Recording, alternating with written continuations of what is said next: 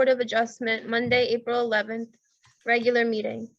I hereby declare this meeting of the Howell Township Zoning Board to be open, adequate notice having been given pursuant to the New Jersey Open Public Meeting Act in the following manner. First, on December 14th, 2021, a copy of said notice was mailed to the Asbury Park Press and the Tri-Town News. Second, on December 14th, 2021, a copy of said notice was hand-delivered to the clerk of the Township of Howell. Third, on December 14th, 2021, said notice was posted in the office of the Zoning Board and on the bulletin board in the Howell Township Municipal Building, 4567 Route 9 North, Howell Township, New Jersey. Please take note that this meeting is being videotaped for possible future broadcasts on Howell Township TV 77. This meeting is a judicial proceeding. Any questions or comments must be limited to the issues of what the board may legally consider in reaching a decision, and a decorum appropriate to a judicial hearing must be maintained at all times. For any members of the public wishing to ask questions or comment on an application, you will need to use the raise your hand feature when the chairman opens the hearing up for members of the public. Once you are brought into the meeting, you will need to have both audio and video, and you will be sworn in and required to give your name and address. If you are calling in, you could press *9 to raise or lower your hand and *6 to mute and unmute yourself. Thank you, Eileen. Can we have a roll call, please? Mr. Cantor is excused. Mr. Hughes. Here. Mr. Mertens. Muted. Mr. Mertens, you're muted. I'm sorry, I'm here. Mr. Moretti. Here. Mr. Roscoe is excused. Mr. Saya. Here. Mr. Stanton. Here. Mr. Gonzalez. Present. And Chairman Nansen is excused. You have a quorum. Thank you. All right, would everyone join me for a pledge of allegiance, please? I pledge allegiance to the flag Of the United States of America. And and to the republic for which it stands, one nation, under under God, God, indivisible, indivisible, with with liberty and and justice for all. Okay, Mr. Bear, can we have a swearing in of the zoning board professionals, please? Yes, professionals, do you swear that the testimony you give will be the truth, the whole truth, and nothing but the truth? So help you God. I do. Yeah. The professionals are sworn in, Mr. Chairman. Thank you, Mr. Bear. You're welcome. Eileen, do we have any minutes for approval? no minutes to approve tonight. Any vouchers? No vouchers tonight. Any correspondence? No correspondence. Just a reminder that we'll be staying on Zoom for now until further notice. Thank you. Any resolutions? No resolutions to memorialize tonight. Excellent. Okay, team. So applications before the board. Case number BA 21-26, Matthew Lynn. The type is a bulk variance. The description. Application of Matthew Lynn as applicant and owner seeking bulk variance approval to allow a recently constructed asphalt driveway to remain within the easterly side yard area. Bulk variance relief is also required for the existing swimming pool and associated elevated deck for westerly side yard and rear yard setbacks on premises known as Block 65, Lot 4, 344 Aldridge Road. This application was originally scheduled to be heard on January 10, 2022, when it was rescheduled to February 14th, 2022. And on February 14th, 2022, it was carried to April 11th, 2022 with no further notice. Expiration April 30th, 2022.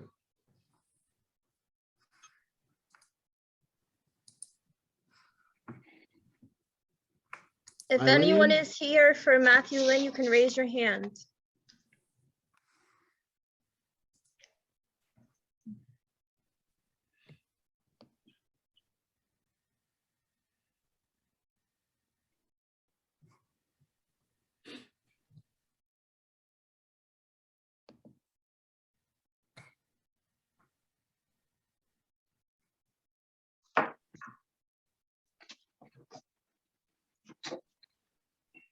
And okay. Hey, everybody, this is Pat Ward with Insight Engineering. And it looks like Matt Lynn is in as well. Matt, if you could just turn your camera on. Turn it on. Oh, I see. There you are. Hello. Sorry. And Joseph Nana, who is Joseph Nana? He's my neighbor. Eileen, you let him in? Yes, he's in. Okay, so there's three that need to be sworn then? Well, is Mr. Nana, is he testifying in support or testifying at all, or just an objector? Or I guess if it's an objector, he could wait till the time of the meeting for that. But I believe he's going to be testifying in support, Mr. Bayer. I'm the only licensed professional representing Mr. Lynn. okay. So if there's going to be testimony or answering questions from Mr. Lynn or Mr. Nana, can everyone raise their right hand? Mr. Nana, can we visually see you? Is that possible?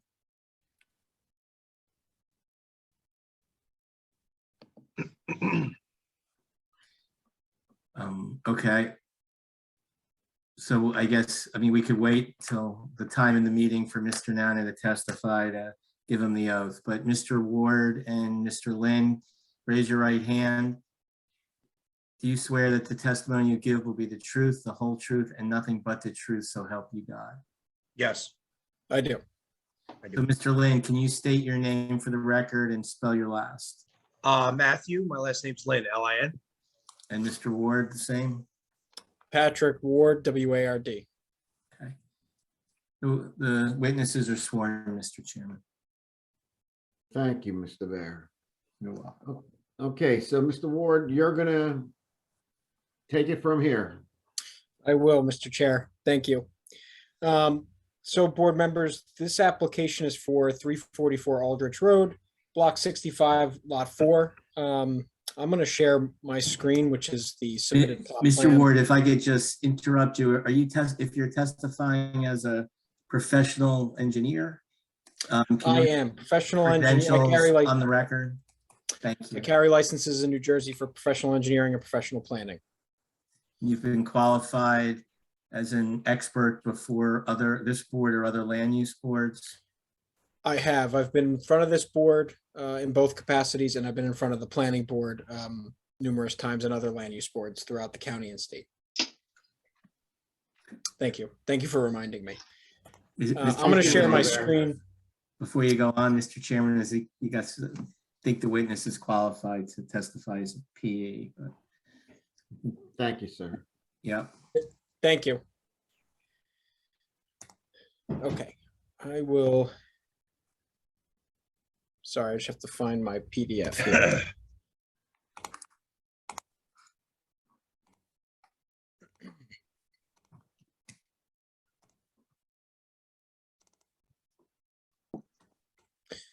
Okay, can everyone see the plan? Just make sure it popped up.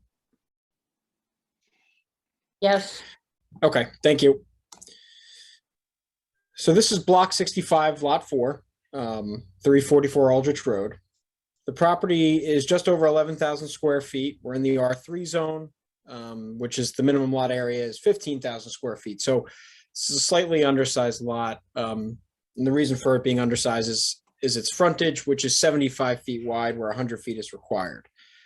The applicant, Mr. Lynn, is here before the board, first and foremost, for the recent repaving he did of his driveway. It was a repaving and expansion of his asphalt driveway. What you could see on this plan in the dot hatch is where the limits of the driveway are. It actually extends almost to the rear of the property, the rear property line. He's also seeking relief from the board for the proposed detached one-car garage that you see on the drawing as well. That has not been constructed, just the driveway at this point. The property, as you can see, is currently improved with a single-family home. In the rear yard, there's an above-ground pool and a surrounding deck, which was alluded to by the chair, which has a setback issue at its rear. First, I'll focus on the driveway. As you could see, here is the driveway. Originally, prior to repaving, the right face of the building, straight towards the street, was where the driveway footprint was. So this expansion was on the east side, going from Aldrich Road all the way along this easterly property line. The driveway setback as it currently exists is 1.4 feet along this easterly line, where 5 feet is the requirement. As I mentioned, the driveway effectively runs up the eastern side here, nearly to the end. As part of this application, Mr. Lynn is proposing to cut off the driveway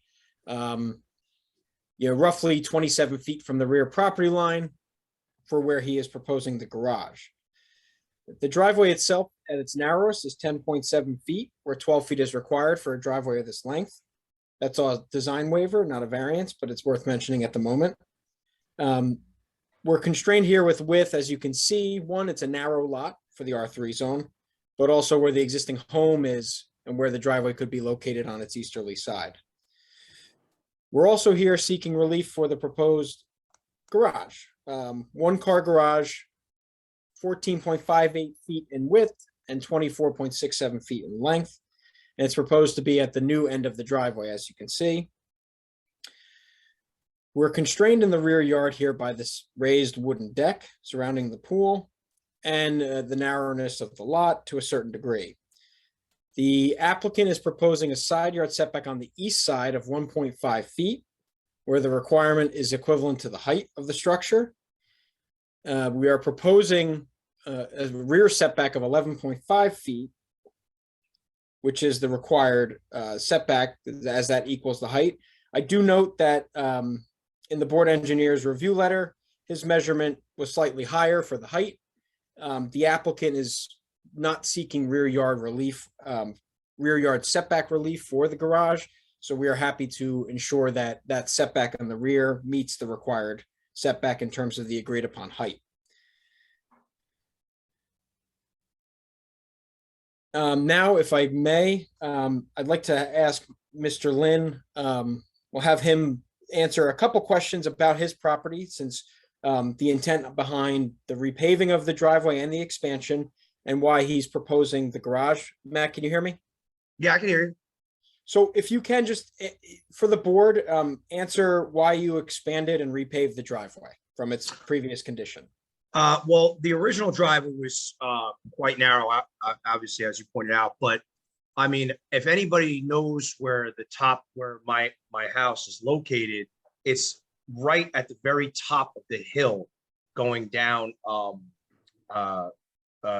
down Aldridge Road. So it's difficult. My daughter, who's 22 years old, obviously she's got her license. I mean, people come flying up that hill, at ridiculous amounts of speed. And it's hard, being the original layout, it was very hard to make a U-turn to turn the car around and for her to pull out forward opposed to reverse. So that really is the one of the main issues, obviously, and plus parking. That's a little bit of an issue too, because it just was obviously too narrow. That ties into one note for the board. This property was subject of a 1979 zoning board of adjustment approval for the construction of the home that's on the lot. And it was for the construction of the home on an undersized lot. And as part of that approval, one of the board conditions was to provide an off-street turnaround. It was listed as either providing an off-street turnaround or a semicircular or a circular driveway. Prior to the repaving that Mr. Lynn did recently, there was no turnaround. The portions of the lawn were used to turn around. So in a way, this driveway expansion allows him to provide for off-street turning around and egress from his property, which is safer than what previously existed, albeit the expansion obviously goes up to the rear of the property as well. Mr. Lynn, are there any bushes or fencing along the east side or the right side of the driveway? Yes, there are a small amount of bushes that currently go up maybe half the way length up to my house. And is there any fencing? Yes, my neighbor's fencing goes along from about halfway point all the way to the rear. And what kind of fence is it? It's a chain link fence. you would, as a result of receiving the board engineer's initial letter and his revised letter, we discussed the pavement itself and, you know, what the agreement was with your paving contractor. You had told me that it was 4 inches of pavement and 4 inches of base, Yes. 8 inches total. Is that consistent with what your paving contractor said he would install? Yep. And now in regards to the garage, I guess if you can explain to the board your desire for proposing a detached garage here, when from the street, it looks like there's a garage in the house. Well, so the original owner who had the house had the garage. The original garage was there. I guess he had separated the garage to make it into a room of some sort or storage area. So the actual garage itself is only approximately like maybe 9 feet in depth. And then, you know, maybe, you know, let's say 15 feet wide. So it's impossible to have any type of car parking there. But on top of that, it's a limited amount of storage. So I have no storage whatsoever. So, I mean, being able to have the garage will give me additional storage, you know, obviously for stuff on the deck, around the pool area, pool equipment, things of that nature. Okay. Yeah, yeah. Does the drive, one of the comments brought up by the board engineer was what appears to be a curb along that right side of the driveway. And it looks like it's wood. Is that correct? Yes, And was that installed as part of the repaving? yes, Okay, and just for the board's indulgence, that based on the topography we have, it is a 4-inch timber tie, well, exposed 4-inch timber tie curb. And based on the spot elevations, the runoff appears to be directed towards Aldrich Road. And we're happy to work with the board engineer to confirm that, whether it's with additional topography or, you know, as some other modification to the downspouts. The pool and the deck, Mr. Lynn, you mentioned that you mentioned to me at least, that you had just closed out construction permits on the deck itself. Is that correct? yes. And the deck is above ground, as I mentioned. One of the issues with the deck that's noted in the review letter is its rear yard setback. Right now, it is 5 feet from the rear line, where 15 feet is the requirement. You dealt with the township for that deck. Did you obtain permits? Yes, I did. Okay. And one of the other things mentioned in the board engineer review letter was 2 electric meters on the house. They're actually shown on our survey here on the left side. Is there a reason why there are 2 electric meters on the house? One's for my solar.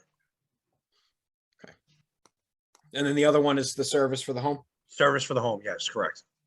Okay. That was all that I was going to ask Mr. Lynn, board. If there's any questions for him, I just wanted to wrap up a couple discussion points about impact to the neighbors and the public. But if you have any questions for Mr. Lynn, Can I just or I could ask, finish up. can I just ask one point of clarification? The fence that runs along your property line where the paving took place, you indicated it was chain link, correct?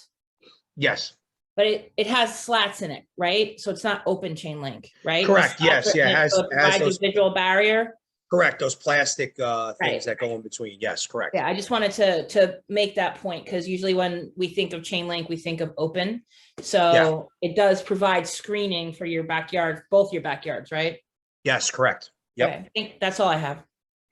All right, Jen. So Charlie? Yes, Mr. Chair. So just to clarify a couple things. So Mr. Ward alluded to, obviously, the property is deficient in lot area and lot frontage. So the lot did get a zoning board approval in 1979, which confirmed these deficiencies and allowed them to construct a single family dwelling. So their existing conditions are just noted for the record. As far as the deck that's on the backside of the structure, so we cited it as 2 variances. There's a setback requirement when a deck is around a pool.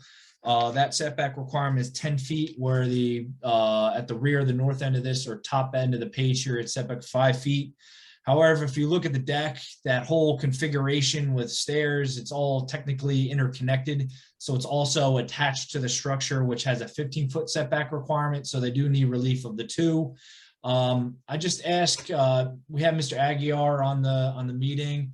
John, the representation from the applicant, is that accurate? They've got permits and have closed those out or in the process of closing those out? That's correct. Okay. And then the detached garage. So we heard the applicant provide testimony, the one that's in the actual building there now, the single family dwelling is only 9 feet in depth. So obviously they're saying they need this extra garage. There's no intent to make that habitable space, Mr. Lynn, no bedrooms or anything like that, just for storage and parking purposes. Yes, sir. Mr. Ward alluded to the rear yard setback. It's shown as 11.5 feet. I just asked, let's shift it to 12 feet. I think our calculation came a little bit higher. That just makes makes it a little bit easier. And then I do want to note for the board too, they are removing the last 30 feet plus or minus of the driveway.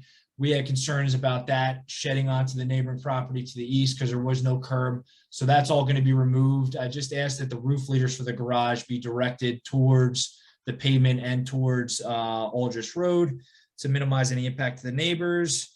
And then, I had the question about the 2 meters. Obviously, there's a lot of parking that's provided on the site. We just wanted to make sure that this was one single family dwelling with one occupancy, not multiple occupancies. Multifamily dwellings, I don't believe are permitted in the zone. So that would have necessitated a use variance. So they clarified for the board. We talked about the pavement thickness, which more than complies with the ordinance as long as it was installed, as they said. Really, Mr. Chair, that's all I had. The only other comment was if we heard any concern from any of the neighbors about runoff, possibly we could consider having the applicant tie the roof leaders into some kind of dry well that then would overflow onto Aldrich Road. Having said that, maybe we hear from the neighbors, and then just for the board's perspective, this isn't an R3. I don't think there's any impervious coverage limit here. So if the driveway did meet the setback requirement, they could conceivably pave the entire lot with really having to do any stormwater. So I think we can reserve that to hearing from some of the neighbors, but that's really all I have, Mr. Chair. I don't know, he's muted.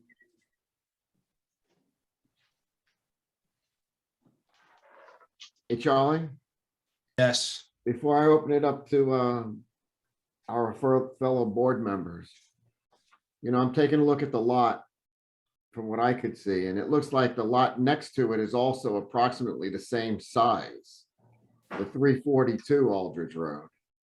The way this was laid out back in the 70s, seems like, they took some liberty to make 2 lots instead of just having one oversized lot in an R3 zone. So without going into the full track history and not having all the prior approvals for the whole area there, it looks like prior to 79, these could have been one lot at some time and were subdivided. And then in 79, the owner of that undeveloped lot came in for, variance to build on an undersized lot. So, it looks like it was, legally platted, they got their approval in 79 to build on the lot. It's just whenever they got the undersized approval, it didn't meet whatever the current zoning was in 79, but conceivably, it could have been conforming prior to that, if the zone changed at some point in time. But Right, so Charlie, next question, is there water and sewer on this lot? yes, and Mr. Lynn, you guys are connected to public water and sewer, correct? Yes.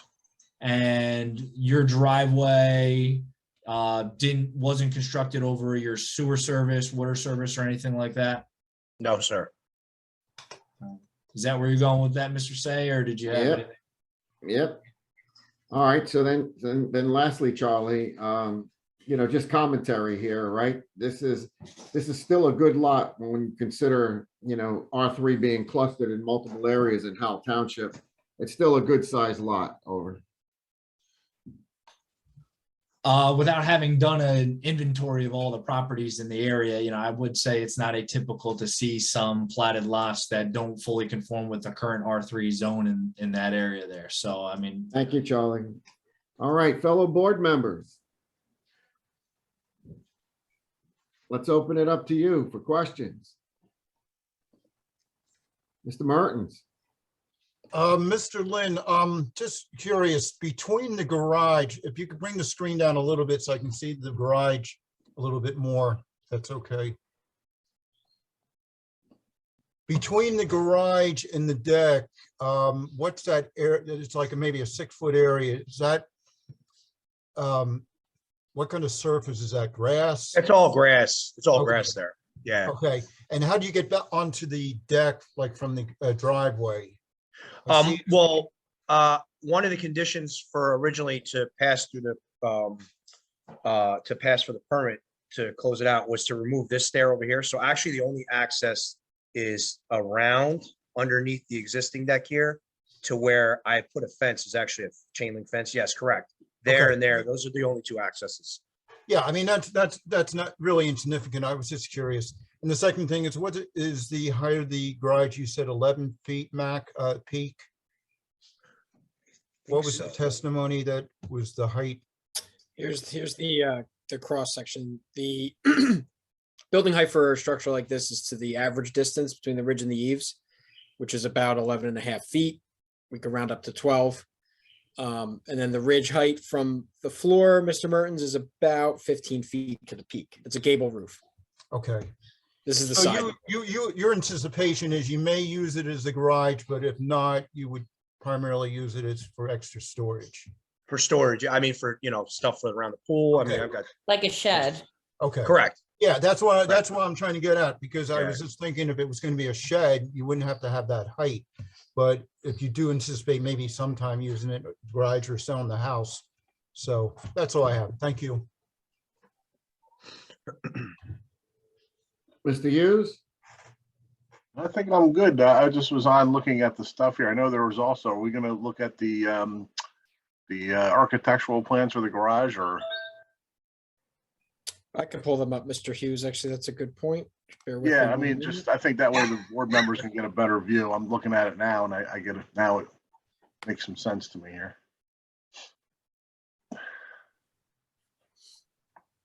But other than that, I think I'm in pretty good shape.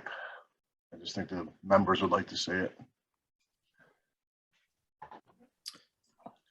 And So this is- the last exhibit you put up was, I believe, A6, which is called the zoning plan. Is this would be the garage, right? The garage plan is A7 for the record. That's correct, Mr. Baird. This is the view facing the street at the end of the driveway, the new end of the driveway.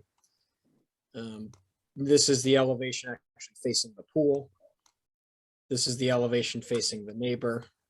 And there is not a rear elevation, but it's very, sorry, I had this backwards. Oh, no, I was correct. Sorry. This is a window. This is just the basic floor plan. Standard masonry, foundation, frame, garage. And Mr. thank you for Ward? bringing that up. Sure. Thank you for reminding me.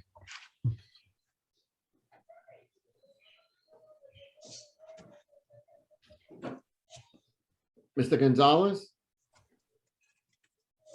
Nope, no comments or questions for me. Thank you. Mr. Moretti? None at this time. Mr. Stanton? You're muted, Billy. Only thing I have is I thought Charlie said we were gonna hear from John Aguiar. I didn't know if there was anything that he needed to add that we as board members might need. John? Nothing to add other than if the board does approve that a stipulation be added that it is used for residential storage only, no commercial use whatsoever. Thank you, Mr. Aguiar. Welcome. Mr. Ward? That's all I have, Mr. Chair. I have a question, Mr. Ward. Oh, sure. Yes. So on the garage, there's a window on the fence line. Correct? Let me just, Mr. Chair, I think I had this backwards. So here's the garage door. This is the plan view. That window is actually facing the pool. I had that incorrect. Very good, because we don't want any window air conditioners crossing the line, right? That's a great point. Okay. Great point. We want them crossing into our own property, if anything, right? Okay, so Jen, No, my only concern was, the drainage and the impact to the neighboring properties. And, as we all know, Charlie's very thorough with the drainage. So, I don't have any problem with the relief that they've requested, assuming that, the neighbor who they've indicated is going to speak in the affirmative and would identify that there's no issues. I don't have a problem with it. okay. So, so board members, if you don't have any further questions. Before you either go the on, engineer Mr. Chairman, or the Mr. applicant. Chairman, I'm Go ahead. sorry. Mr. Ward had indicated he was going to provide some additional testimony on the need for the relief or this. And then we got sort of waylaid with questions. I don't know if there's any, you want to put in the rationale for the variances or. I was just going, Mr. Bear, I was just going to sum up and identify a couple of points that, one notably being the drainage and the installation of that timber curb, mitigating any drainage impact is, one of the major concerns in a situation like this. In terms of safety, I think this is a safer arrangement for Mr. Lynn and his family to exit the property, facing out as originally, stipulated in 1979. And I think visually here, their neighbor to the east is here to, to provide his opinion. But where the garage is located on our property, there's also accessory structures on the neighboring property to the east that are in a similar location. So there's nothing that I would say that rises to the level of sensitive where we're proposing the garage. And just that this is a narrow lot and it sounds like that's a consideration of the board. And we think that this, based on everything offered by Mr. Lynn and myself, that the board can approve this with confidence. That's all. Thank you, Mr. Ward. So members of the board, I think we need to open this up to public. Do we have a motion to open it up to public for comment and questions? I'll make a motion to open a public, Mr. Chair. Mr. Yu. I'll second. Mr. Gonzalez, second? I'll second. Oh, Mr. Stanton. Okay. All in favor? Aye. Any nays? Any abstentions? Not hearing any. All right, Eileen, it's open for public. For members of the public, if you are calling in, you could press *9 to raise or lower your hand and *6 to mute and unmute yourself. I think we have one that's already in with us that has raised their hand, Mr. Nana.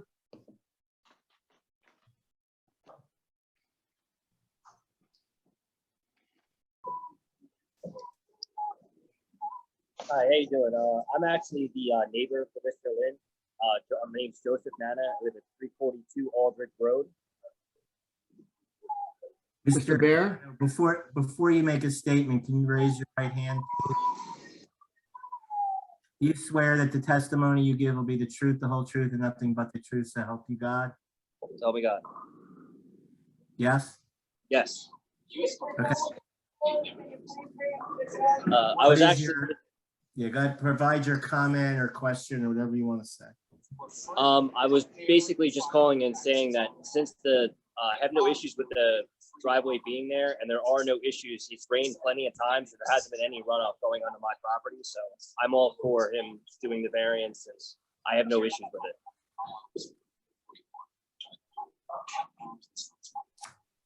And Mr. Nana, just to clarify for the record, you're the property immediately to the east, lot number 5? Yeah, 342 Aldridge Road. Okay, thank you. I think that's important just for the record, Mr. Say.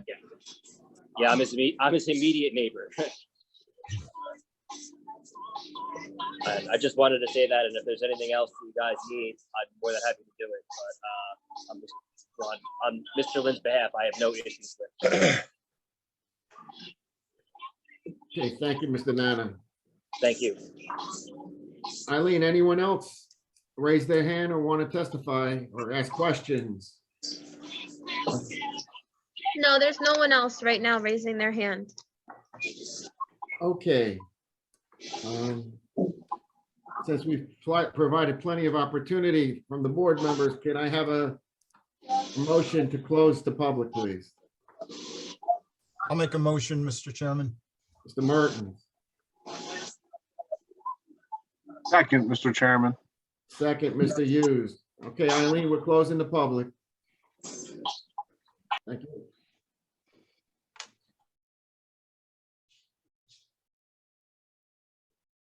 Okay, so Mr. Ward?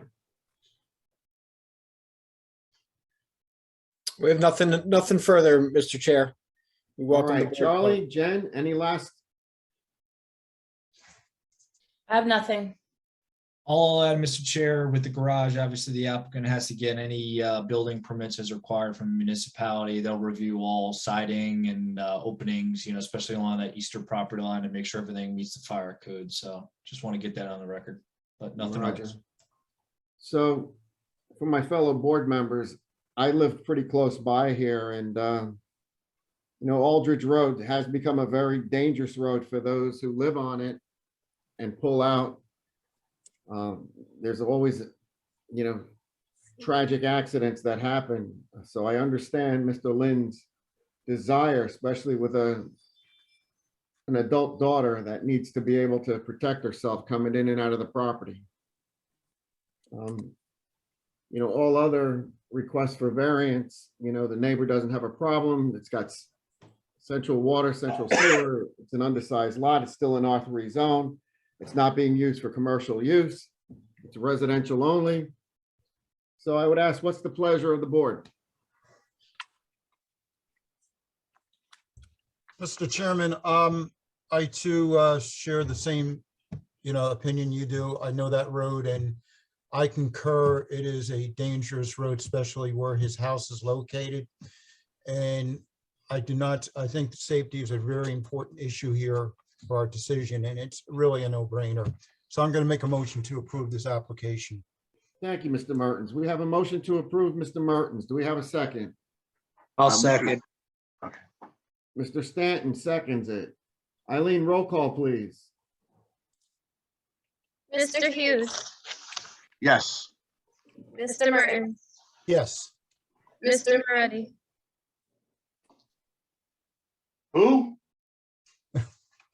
Mr. Moretti, Oh, yes. I thought you said crabby. Mr. Saya, Provided that all stipulations are documented, Mr. Bear, the engineer and the planner have all of their comments addressed. Absolutely, yes. Mr. Stanton, Yes. and Mr. Gonzalez.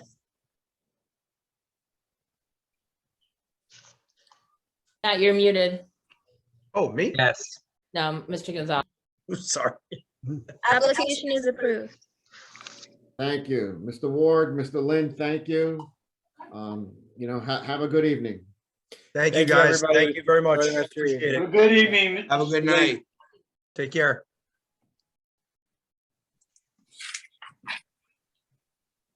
How do I get out of it? Was it X? Elaine, I thought you said Mr. Krabby. I went, who? How do I get? I'm sorry. Yeah. Well, yeah, Michael. Eileen's and John's microphones are both on, so I hear that echo and it did sound kind of funny. Yeah, okay.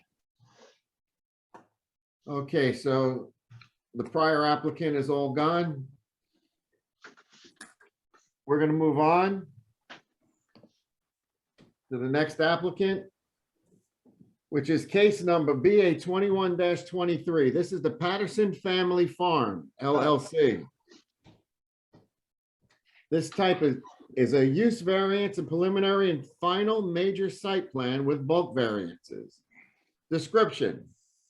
The application of the Patterson Family Farm LLC as applicants and owners seeking use variance and preliminary and final major site plan approval and bulk variance relief to continue to use a recently constructed bond structure on the site for commercial events and to install associated driveway, parking, and stormwater management improvements.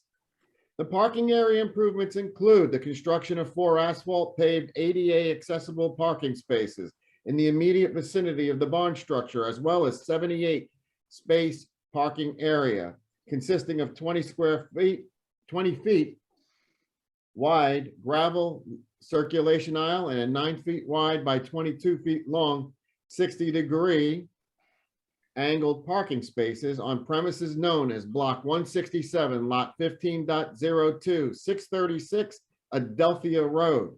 This application was originally scheduled to be heard on 14 March 2022, when it was carried to April 11th, 2022, with no further notice. The expiration date is April 30th, 2022. Eileen, who do we have?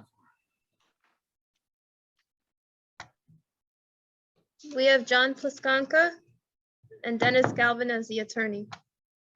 I'm here, Mr. Chairman, or Mr. Acting Chairman. I'm Dennis Galvin with the firm of Davison, Eastman, Munis, and Payon, and just out to my right, beyond your view, are the Pattersons. Yeah, here we go. We're ready whenever you say so. Dennis, isn't Jim Higgins with you as well? Yes, he is. So he should be brought in. And John Ray? And John Ray, yes. Is there anyone else that you're expecting as part of your team? Mr. Plaskanka, anybody else? Yeah, Hassan's trying to get in. He has some maps to share with us from my office in New Jersey. Okay. And I'm curious how many people are in the waiting room. 4. Okay. I was at another board where there was 90, Oh, Yeah, no. Nope. and I didn't see it coming. Okay, looks like we have everybody. Mr. Bear, can you swear in the witnesses, please? Be professional. Yes, who's ever going to testify, can you please raise your right hand? Do you swear that the testimony you give will be the truth, the whole truth, and nothing but the truth, so help you God? I do. I do. John J. Plaskanka, Plaskonka, professional engineer, Manalapan, New Jersey. And James, Higgins, professional planner. John Ray, REA, professional engineer testifying on traffic. Okay. Okay, that's the 3. And the applicants, Dennis? Yes, they had their hand up. You want them to do it again? They will. No, I just need them to state their name for the record. They could state their name for the record. Sharon Patterson, Patterson. And Alan Patterson, Patterson. Did that help? I would say, Mr. Patterson, when you time to talk, get a little closer. It's a little hard to hear you. Well, he's not going to, he's going to be here. We'll ask him if he needs to. Okay, All thank right. you. Yep. Okay. Dennis, it's all yours. Let's hear right. your first professional and let's get them Well, we're gonna qualifications have- on the record, please. We're going to hear from the Pattersons first. Go ahead. We have it's a short 1 page, and then we'll move into John Plaskanka. Good evening. My name is Sharon Patterson. This is my brother, Alan Patterson. We own Patterson Greenhouses and Farm. The farm has been in our family since 1790s, passed down the generations. It started as a potato farm, then a dairy farm in 1915 when our grandfather took over. Then when he died in 1987, we lost the main farm due to inheritance taxes. But our parents didn't give up farming. Farming was all our dad knew, and he loved the land so much. And with our parents, Don and Kathy Patterson, along with us and our siblings, started Patterson Greenhouses. FYI, they knew nothing about flowers. Mom made flashcards to identify the plants and how to take care of them.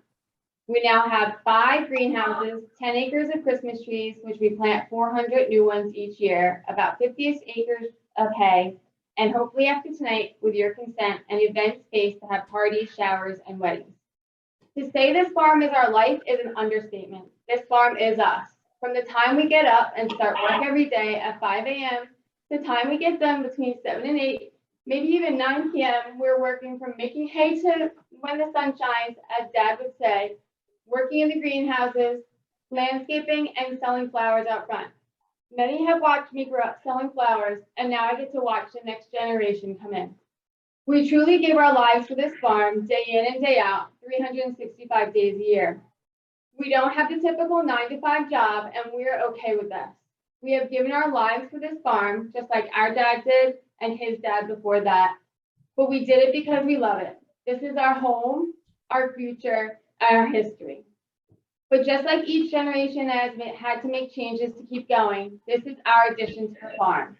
A farm can't make it these days doing just one thing or two or even three. We're dependent on so many different factors, and let's face it, we're not getting any younger. We know what struggling is like, and we know what hard work is. The addition of this event space is not even that large, would make it so that we could breathe on those tough years while maintaining the farm for our future generations. This project is a win-win for the town. It keeps us a farm and open space, the community with our charity events and a place to have fun events, and us to allow us to keep doing what we love, farming. Thank you for your time. She did a great job, but the page seemed a little longer than I thought it was. So, all right, John, jump in there, kid. Tell us what's going on there. Sure, thank you, Dennis. John, Andrew. You're John Plaskanka, professional engineer in Alpin, New Jersey. I've been doing this for about 50 years, and I've been before boards throughout Monmouth, Ocean, Middlesex County, and before this board also. Sir, we accept your qualifications. Thank you. Thank you, Mr. Chairman. As Sharon pointed out, the Patterson Farm has been there for a long, long time, and they hold special events every year. They're doing that for the last 15 years, which are charity events. So that in the spring and the fall of each year, they have Family Fun Day. And during that time, they do have a lot of people coming to the farm. They have games and things, and they have stands, and they have food. And it's a maybe you've attended that, but they do have that twice a year, and that's been 15 years. And it's been a charity thing where money goes to various charities, and they've enjoyed doing that. So as this farm is almost 73 acres, the intent here is to use the existing T-shaped barn for events on the weekends, such as if you look, we have an exhibit here which actually shows an aerial view of the property. It shows the housing surrounding it, where all the other farms have gone to housing. This farm is still there with 73 acres, and we're going to disturb about 1.5 acres for the parking, for the barn, and for the driveway coming in and around. So right now, when there's a Family Fun Day, people come in off of 524 into the site, and they go around the barn area, which is in the center. That's the event barn in brown. And they go when they park to the left on Vandenberg Road. But for these events, they're going to be using the same ingress and egress. Ingress only from 524 and egress only to Vanderveer Road. And there's a parking lot proposed, which is a grass parking lot for 78 parking spaces shown in green. And there's the driveway, which connects around to bring cars into the parking lot and out. So they can easily get in from the T-shaped barn around to park and come back out again. The events will be held on weekends, Fridays, Saturdays, and Sundays, maybe 35 events per year for weddings, etc. Maybe 100 visitors maximum at these events, and probably less than that at most of the events. That's the intent, to utilize this land for those events, to try to preserve the farm, so that in essence, most of the farm will still be used for farming. In fact, 71 acres will still be farmed day in and day out, where the Pattersons will plant trees, like they said, 400 trees a year, and they create areas where they create crops. They have the greenhouses in front, and they keep on farming. But this is just another asset to help them maintain this farm that's been in the family for over 100 years, maybe even 200 years. These improvements you see, which is in green on this aerial, are about 2% of the site. So the rest of the farm continues to be farmed. The only thing we're doing is a gravel driveway wide enough for emergency vehicles, a parking space, and then we have the interconnection to the both roads. We worked with Charlie, your engineer, on the original design so we could avoid certain issues. We no longer have a stream corridor disturbance. You can see to the right on that map, the two dotted lines are the stream corridor, 100 foot and 200 foot.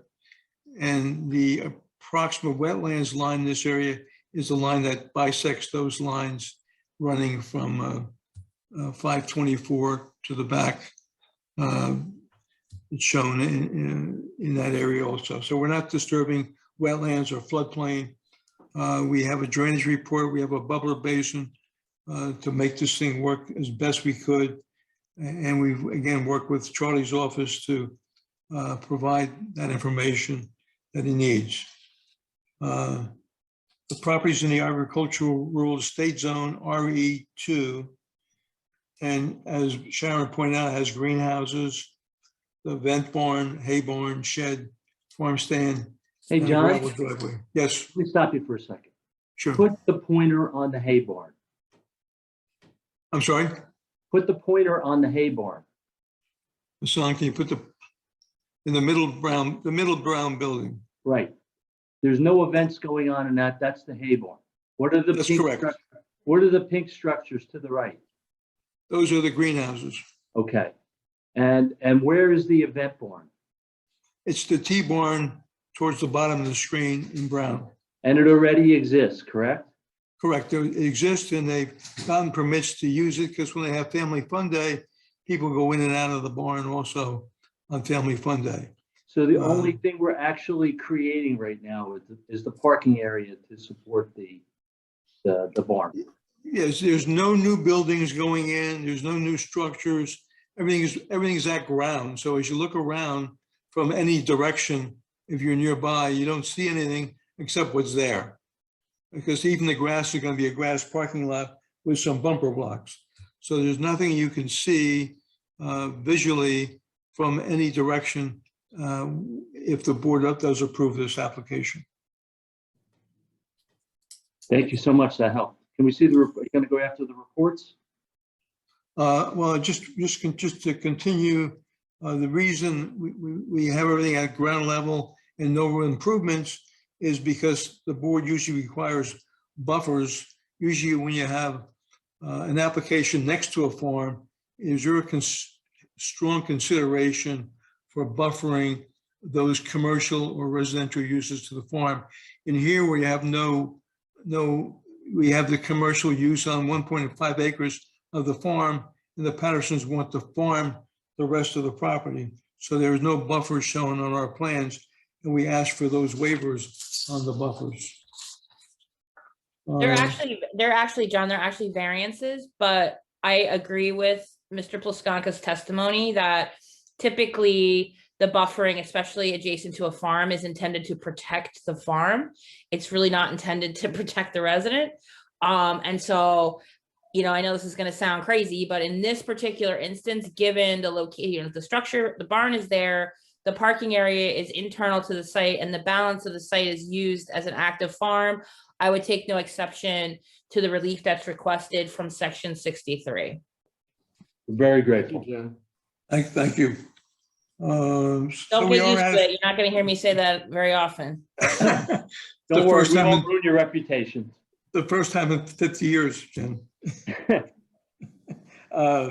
We are asking for a use variance, preliminary and final site plan, and the variances. There's a variance for an existing house that's close to the road that doesn't change.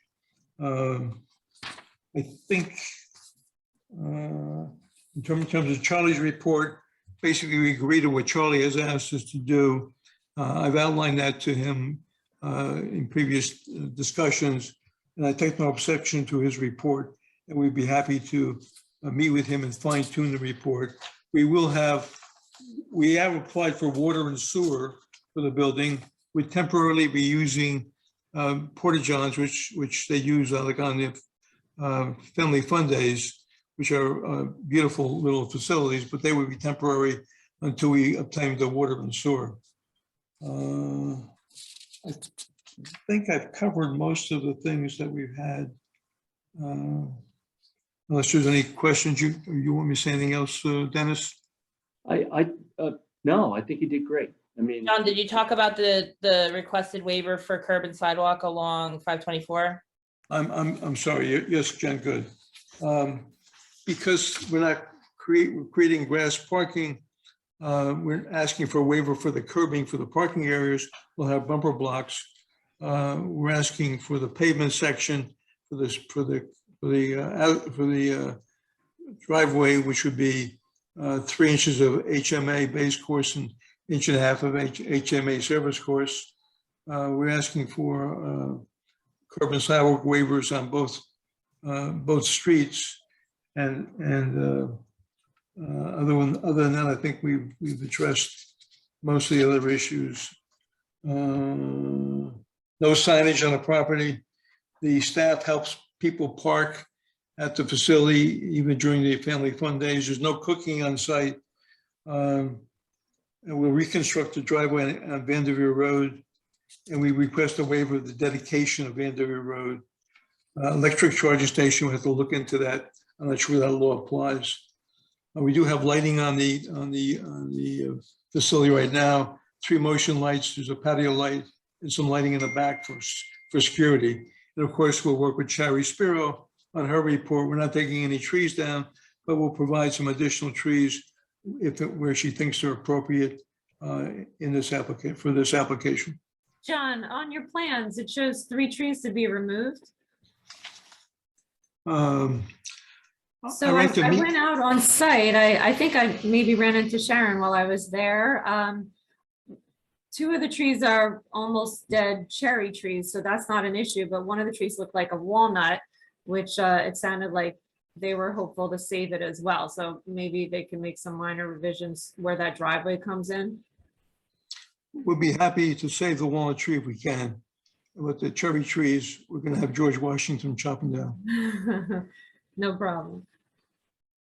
yeah, the Pattersons have confirmed with me that they would like to see the walnut tree saved if it's possible.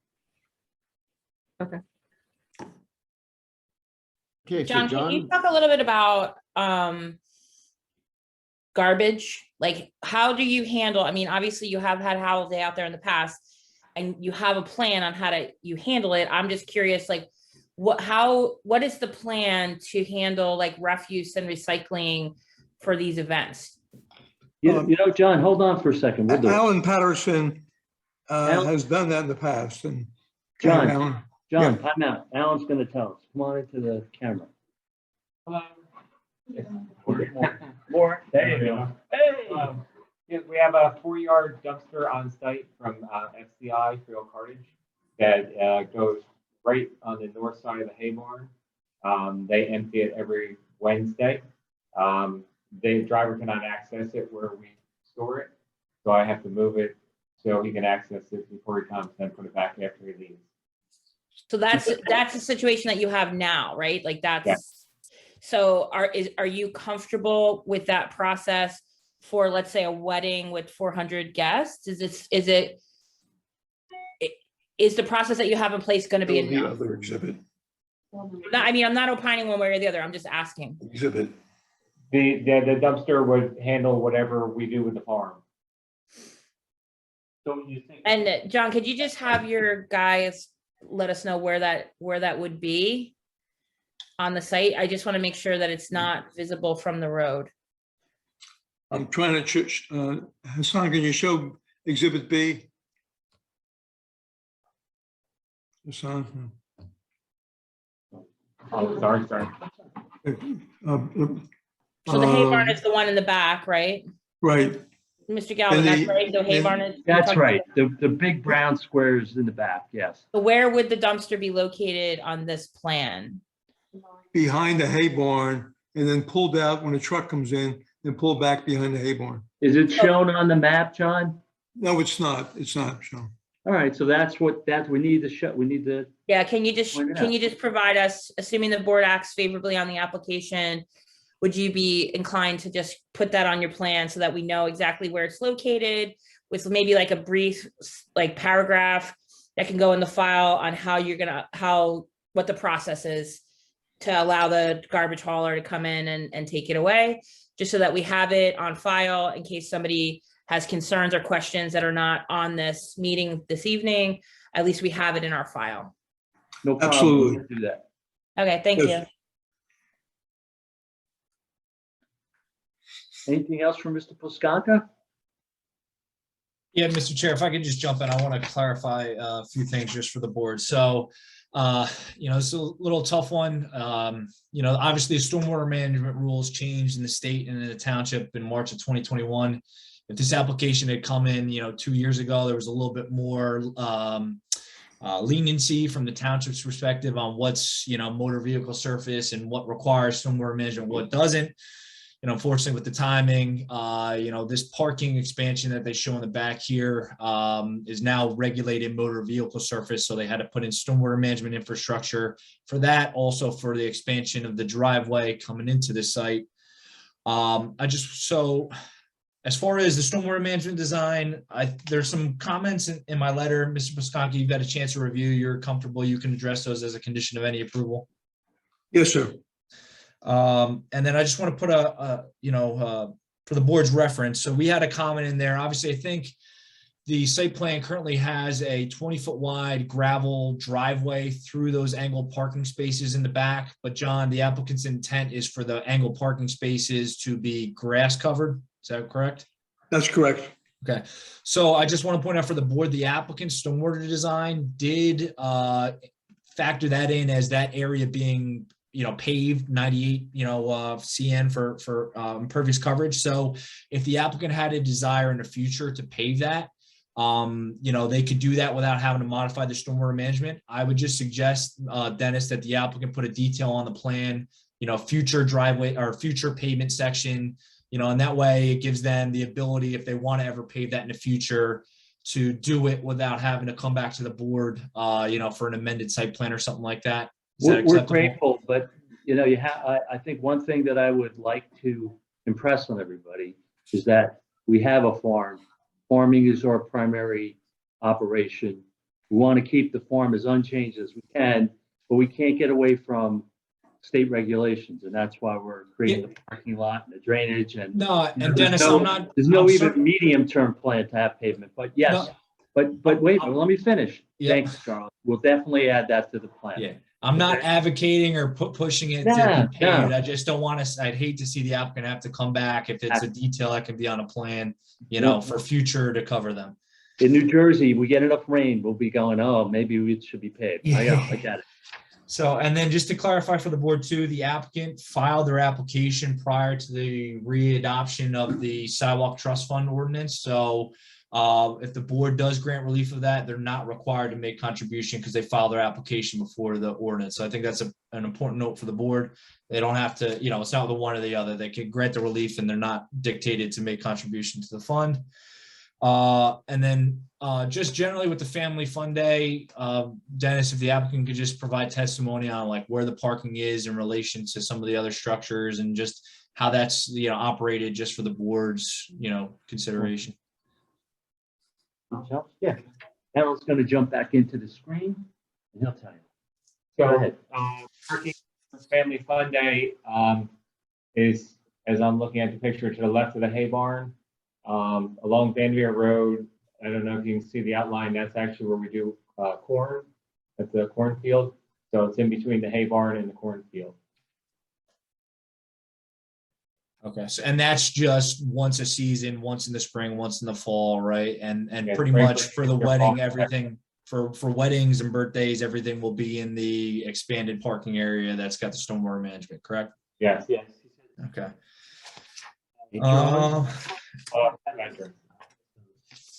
Sorry, Mr. Chair, I'm just making sure I'm not missing any other things here. Discussion real quick.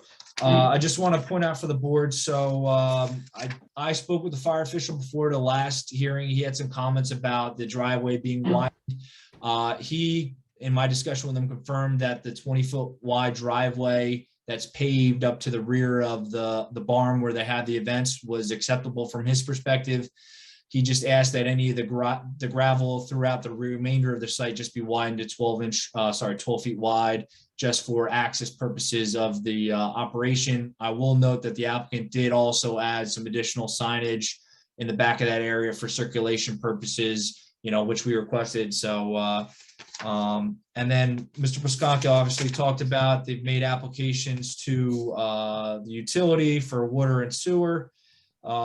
Just as a condition of any approval, obviously the applicant's got to get any, township permits for road opening. I think actually Adelphia Farmingdale Road is a county road, so they'll have to obtain any county approvals for that. And then the two things, John, that I had a question on is, so the wetlands line that's shown on the plan, you had an actual professional go out there and do a delineation, and that's shown based off of their field work, right? That's not just a line that's drawn on from like an aerial or anything, correct? No, we looked at the soils out there, we dug holes.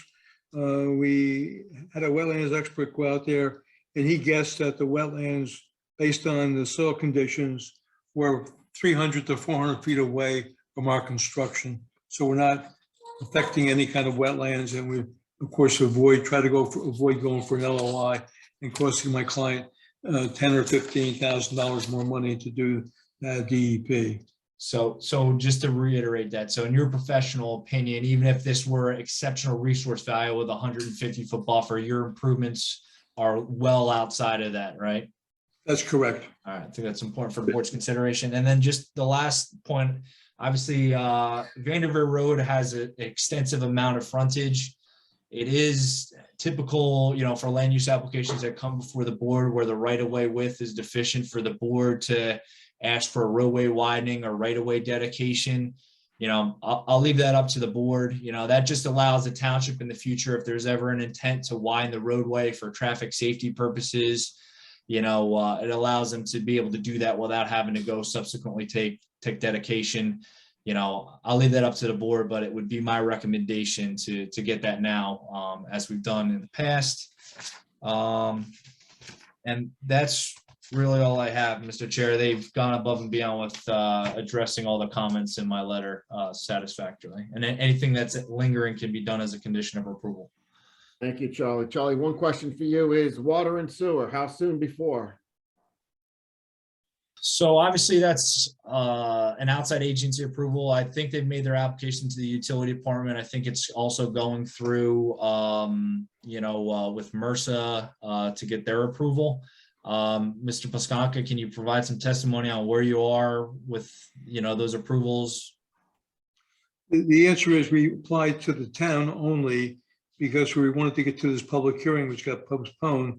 But if the board acts favorably, we'll be going full steam ahead for water and sewer, since water is right in the street and sewer is right across the street in the manhole in the street across from us. So it's not far to go, but we have to go through the process, as you know. Thank you. So Charlie, much to your point of, having a forethought of maybe perhaps an impervious surface where the parking is proposed to go. Of course, no impervious surface before the water and sewer connections are hooked up, right?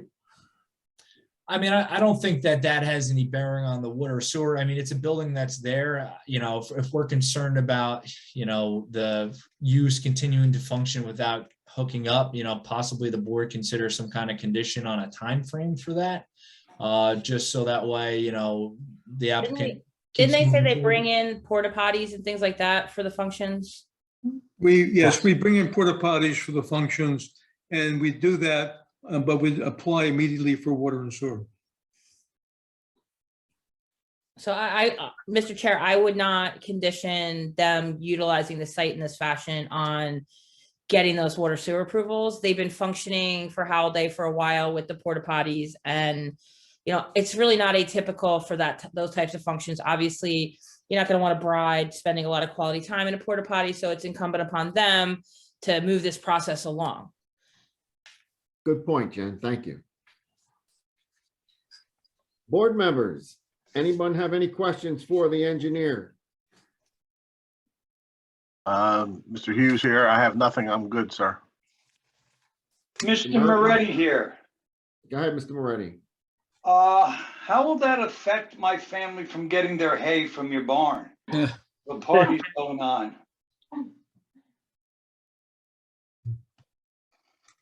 I have my daughter who has 2 rabbits, my son who has a donkey. Used to have 2 horses, but he got rid of them. And we would go up, pull up, get our bales of hay and take off. But if there's a party going on, will that affect us in any way? I mean, I'm assuming, I don't want to speak for the applicant, but I would just assume that it would just have to be a coordination effort. So obviously you wouldn't have access to get the hay when there's a massive wedding happening, but in their testimony, the weddings and events are not happening every single day. So it's probably just a coordination issue. Alan, could you answer? We'll take care of any customer's needs whenever they need it. We're open 7 days a week from sun up to sundown. So if someone needs. No, but they're asking, will the wedding? Okay, thank you very much. That was just. Not at all. It's a Wouldn't casual. be an issue at all. Okay, any other fellow board members have any questions for the engineer? Over. Mr. Chairman, I don't know, are we going to be asking questions for the applicant? I just had one because it is a use variance as far as the time frame with these events. Yes, Right. sir. Go ahead. The Go ahead, applicant's open. we still have a planner, so answer the question. We'll get to the planner, answer that? No, we'll ask the question and they want to know what time are the events going to be held. I think I've explained that the events will be on Friday, Saturday, and Sunday, weekends only. Well, what's the And, latest? Yeah, well, the time frame. On Saturday. I'd let, Gentlemen, 9 o'clock on Fridays, 10 o'clock on Saturdays, no activity after. 9 o'clock on Sunday, 10 o'clock Friday and Saturday. Correct. Okay. We can put that in the resolution. And the parking in the back, I like the idea of the grass. So there'll be asphalt in the 20 feet in the center wide. there will be like a gravel driveway that's being upgraded Okay. throughout the site. Okay, I like that even better, but now you have angle parking, or did you say that you were gonna have parking bumpers so they would be angled so that people would know to, because I like how you have it set up. I just wanted to see how they would do that, because I know other places, they don't even use any bumpers or anything. We have a traffic expert for that too. Okay. Well, I just add that yes, they're angled, and B, the staff from the farm helps people park during these events, even during the family fun days. Everyone helps to park people throughout the farm. Okay, that's fine. I'm good right now. I just have one question for the traffic, but that's, other than that, I'm good with everything. Thank you, Mr. Mertens. Mr. Gonzalez? Nope, nothing for me. Thank you. Mr. Stanton? I have nothing. They did a wonderful job, and so did our professionals. Thank you all. Thank you. All right. So we're gonna go on to the next professional. Yeah, Dennis? Mr. Chairman, if I could just ask Mr. Plaskanka, what we're looking at, the overhead, is that a marked exhibit that's been pre-marked, or are we gonna do? I don't see. I have it as Exhibit A, but it's not marked in your calendar. And the next one is Exhibit B. We can provide that to you. Okay. Yeah, I just didn't see it in the pre-marked exhibits from Eileen, that's all. No, these are A, and this is B now, but we'll provide those to the staff. Yeah, thank you. You're welcome.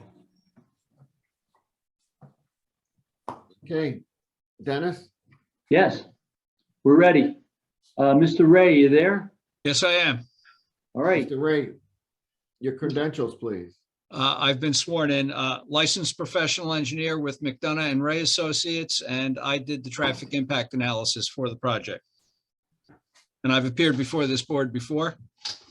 Yes, you have, Mr. Ray. We accept your qualifications. Thank Far you. away, John. Particularly, we want to know about the parking and the ingress and egress, big guy. Sure. Well, as Mr. Plaskanka indicated, the staff from the farm does assist the visitors from entering the site, showing them where to park and exiting the site when the affair will be over. The existing pattern of bringing the motorists in from Adelphia Road, entrance only, and exiting the traffic to Vanderveer Road will be maintained. As Mr. Plaskanka indicated, there will be a new gravel and grass parking area that has been established for the events, which we anticipate will hold up to approximately 200 people, but a lot of the events will probably be a lesser attendance than that. So what I did in order to do the traffic study, I actually have two reports. My initial report is dated July 30th, 2021. And there's a supplemental report, February 21st, 2022, which was basically in response to Mr. Cunliffe's review letter. And the long and short of it is we've installed traffic counters across Adelphia Road and across Vanderveer Road to get the traffic counts in the summer of 2021. We supplemented those automatic traffic counts with a manual count at the intersection of Adelphia Road and Vanderveer Road in October of 2021. And I can tell the board that even at a maximum attendance event up to 200 people, and having that traffic discharged to Vanderveer Road at 8, 9, 10 o'clock in the evening, there are no issues with respect to the capacity of the intersection to function safely and efficiently. It will operate at level of service A, and the intersection of Adelphia Road and Vanderveer Road will operate at level of service B during those peak hours. So the conclusion I've reached based on the traffic counts and the amount of traffic that will be generated by a 200-person event is that the adjacent roadways have the capacity to handle this traffic at very good, excellent levels of service, and that the site plan has been properly designed, and with the assistance of the staff at the Patterson Farm, like they do at Family Fun Day in the spring and in the fall, I expect everything will operate safely and efficiently, and that we will have adequate parking for those events. Thank you, Mr. Ray. Thank you. Fellow board members, any questions for Mr. Ray? Mr. Ray, the egress on the west side going out to Vandermeer, is that going to be one way where you cannot get in or do not enter sign? Yes, it's going to be a one-way exit only to Vanderveer as it is today during the Family Fun Days. Yes. Okay, that's great. Okay, thanks. That's all I have. Any other board members for Mr. Ray? Charlie, Jen for Mr. Ray. Yes. Sorry, no, I don't have anything for Mr. Ray. The only comment / question I have is obviously our ordinance doesn't have a specific parking requirement or use for this kind of event type of site. I just asked Mr. Ray, the parking calculation that was used on the plans by Mr. Plaskanka of 3-to-1 for something like a church or a restaurant. Is that applicable to this type of use? It is, Mr. Cunliffe. The typical parking requirement for a place of public assembly, which this would be for one parking space for every 3 attendees, and at a maximum attendance of 200. So if you do the math, we're looking at a little bit less than 70 parking spaces being required. And if I'm not mistaken, Mr. Plaskanka, if you can correct me if I'm wrong, I think we have 82 delineated parking spaces in the parking area that's been designated. So we should be good. That's all I have, Mr. Chair. Chair, Thank you. you ready? Go ahead, Mr. Moretti. I was just wondering about traffic control at the entrance. Would you have an officer there directing traffic? Since that's going to be a major highway there, people going up and down. Would there be any kind of traffic control in that respect? It is my understanding that staff will do that, and the Pattersons can correct me if I'm wrong. I believe that's how it is done during Family Fun Day, and the Patterson family staff will control that traffic, but if I'm mistaken and a Howell police officer will do that, they can let me know, but it's my understanding staff will take care of that. Correct. We agree. Patterson's agree.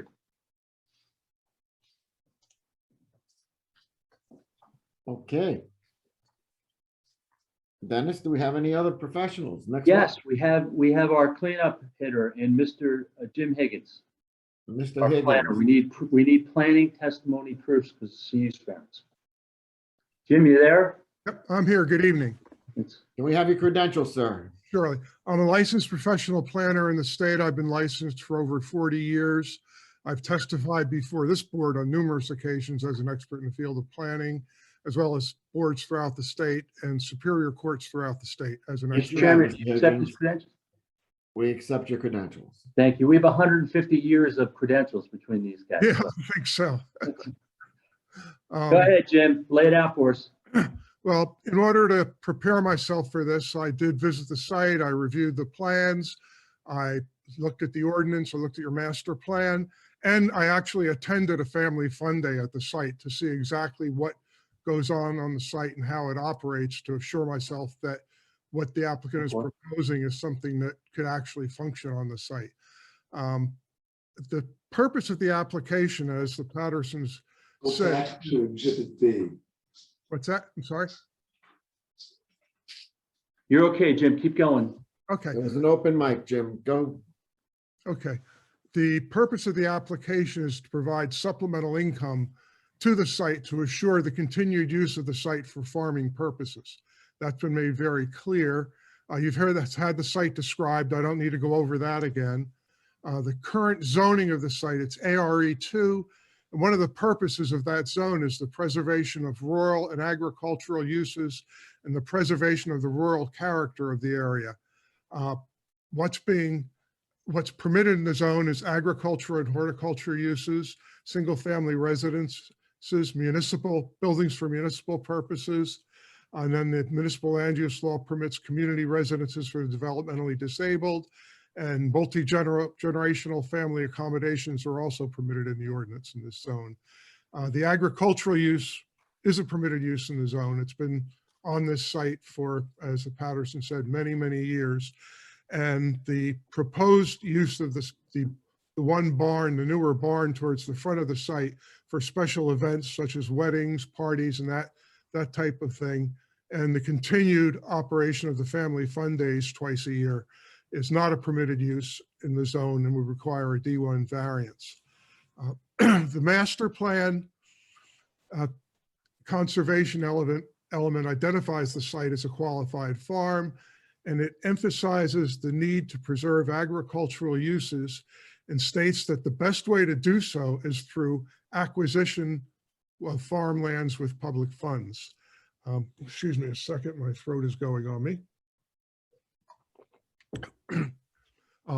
With regard to the D1 variance analysis, special reasons have to be given for the granting of the variance. And one of those special reasons is the fact that the site is particularly suited for the use. The site is sufficiently large, clearly, to accommodate the use of the use that's being proposed.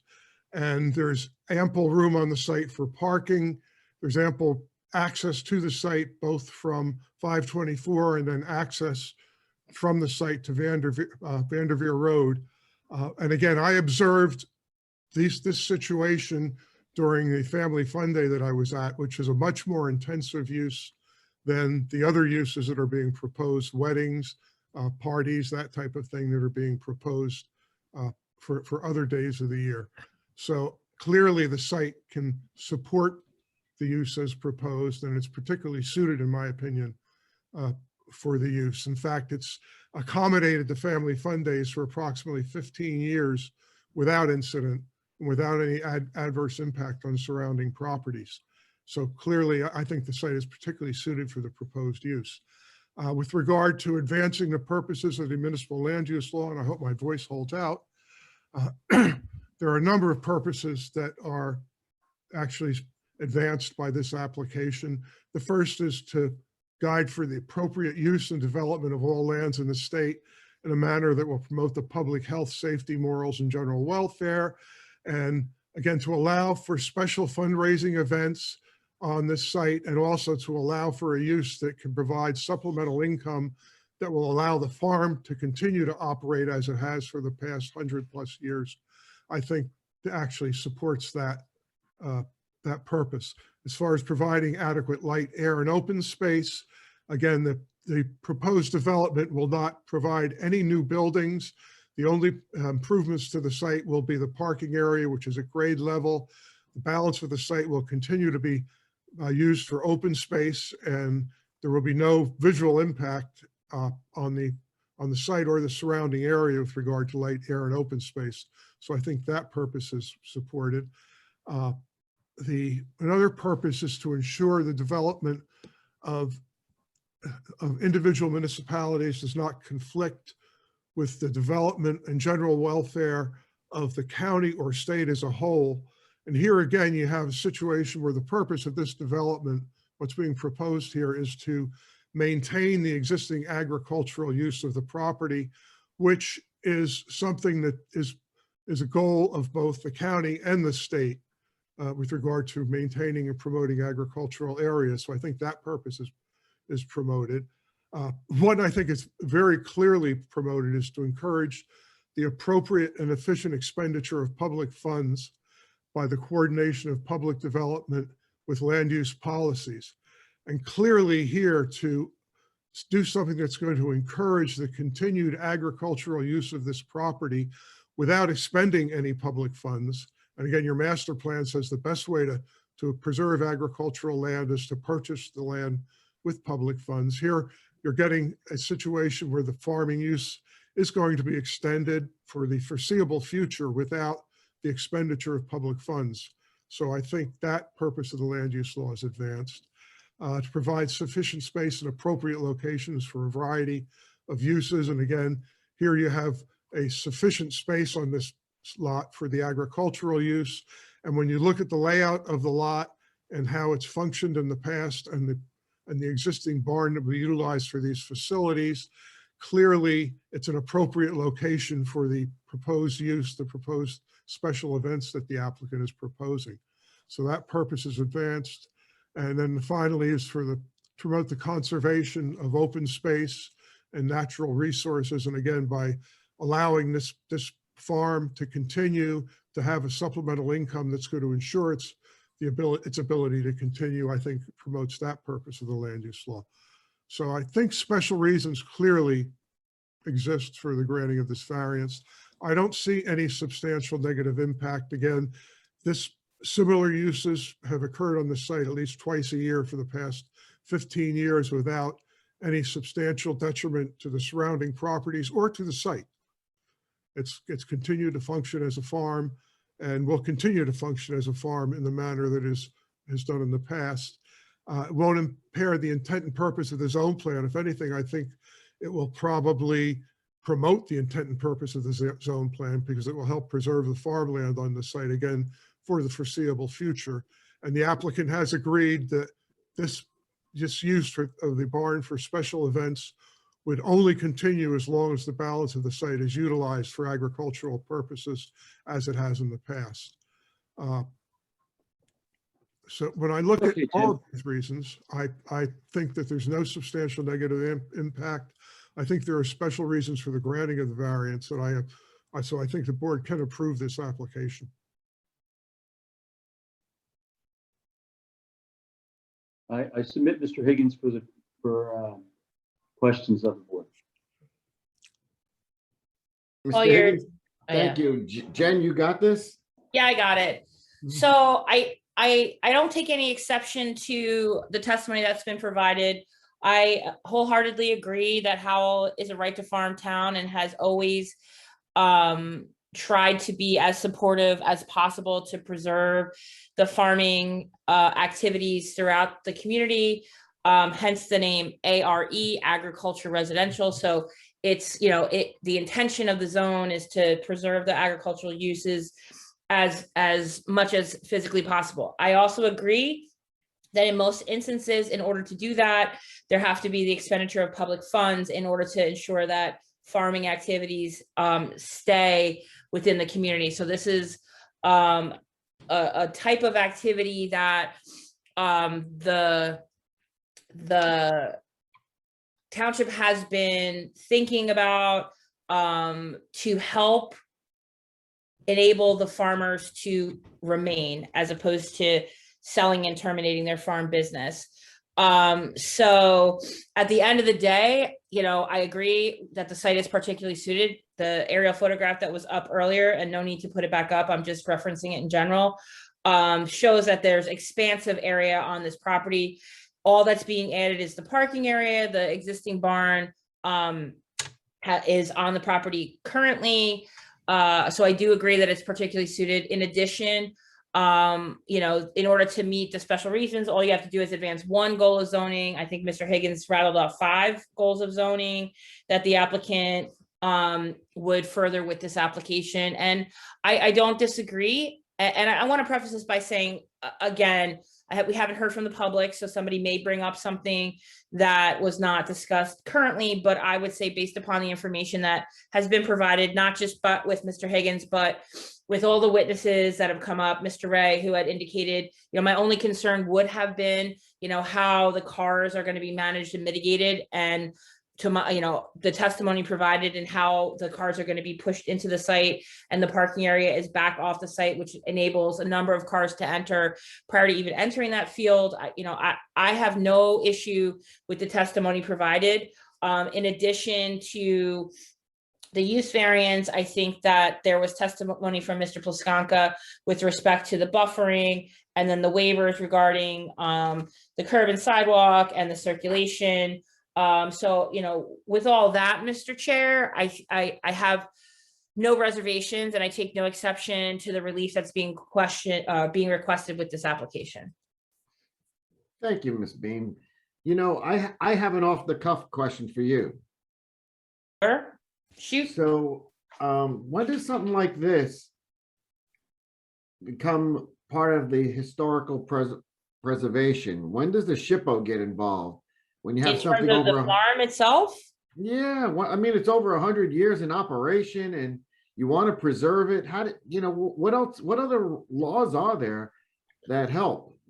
So, you know, yes, SHPO, you know, the applicant could, and I just want to state, I don't recommend it, but they could apply to SHPO for historical designation. But with that comes a lot of restrictions in terms of the look, the use, how the site operates. And I think that absent that, you know, restrictive protection, it enables the farm activities to kind of evolve over time and become more current. So, you know, I think, Mr. Galvin, they said that this has been in operation for what, 50, 80, 100 years? 1790.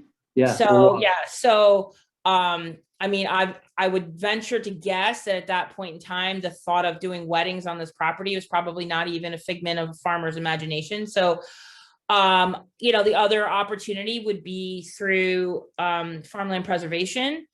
But, you know, again, with all of these kind of preservation activities come restrictions that maybe would limit their ability to evolve over time. I mean, this seems to me, based upon the testimony, which I thought was very earnest, that, you know, there's no intention to abandon the farming. And I think Mr. Higgins also made a very good point that this is tied to the use of the property as a farm. So should the farm go away, then the ability to have these types of facilities, depending upon what an ultimate user would be at some point in the future, you know, new applications and new presentations would have to come before either us or the planning board.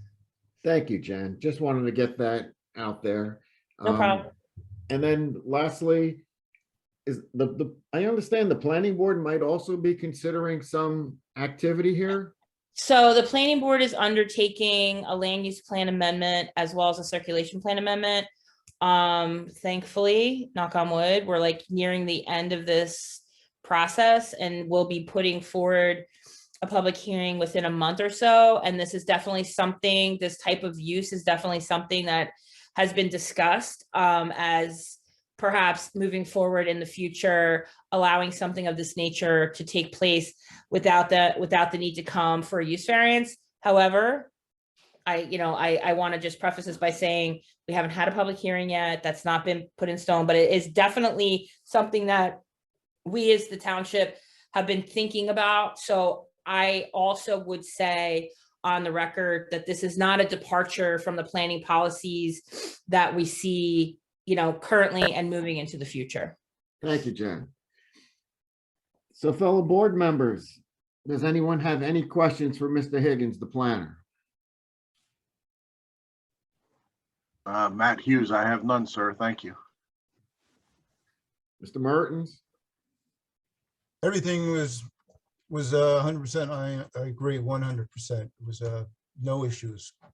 Mr. Moretti? No issues, sir. Mr. Stanton? No, sir. Mr. Gonzalez? No, thank you, Mr. Chairman.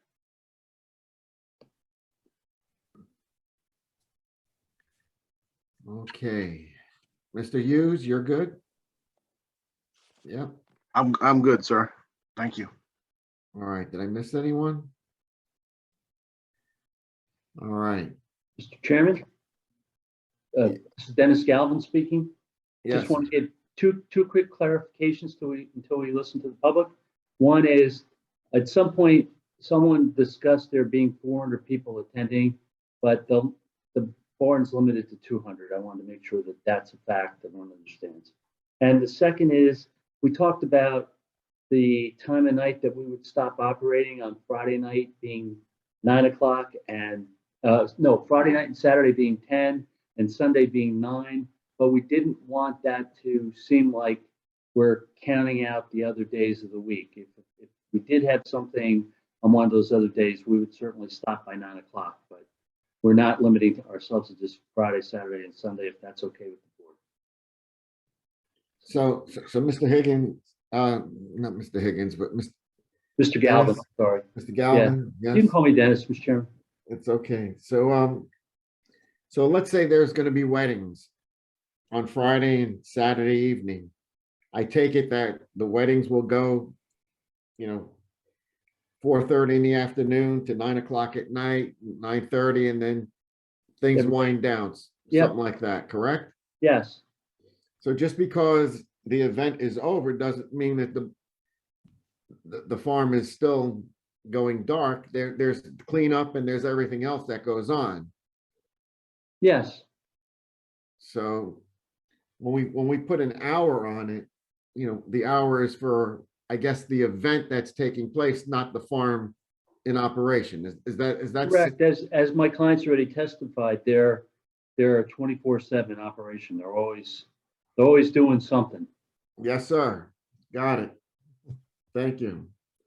That's the amazing thing about farms. They're way more industrial than people realize. Okay, fellow board members, I'd like to get this opened up to public. Hopefully we have some public out there. Mr. Saya? Yes, Mr. Aguiar. Just really quick for Mr. Galvin, just curious, are there any plans for these events? Is this strictly just a venue, a place to hold these events? Or are there, with regards to say something like a wedding, any facilities going to be provided for like cooking of any food? I'm going to assume everything is going to be catered and brought in either by the participants, correct? Awesome question. Yes, it's always been our intention. It's just a facility. An outside caterer is going to provide it. We're not touching it. There's not going to be any cooking facilities. Someone said to me, "Do you need a liquor license?" No. Whoever's catering the event's got to do whatever they have to do to have their event. And no outside vendors per se, such as food trucks or anything of the sort. No, I mean like a food truck would show up in the park. We're not going to have. This is Jim Higgins. They do have them at the family fun days. But it's not our intent to have them for purposes of the wedding. It's just a facility at this point. We have no thought of having that. primarily at Family Fun Day. Sorry, the Family Fun Day, the Ladies Auxiliary for the Philadelphia Fire Company does do a barbecue. That's the fire company does that. And ice cream truck. But we're talking about the regular typical. Yes, it's all a caterer comes in, a local, like Federicis or somebody would come in and supply the food. We have nothing to do with that. Thank you.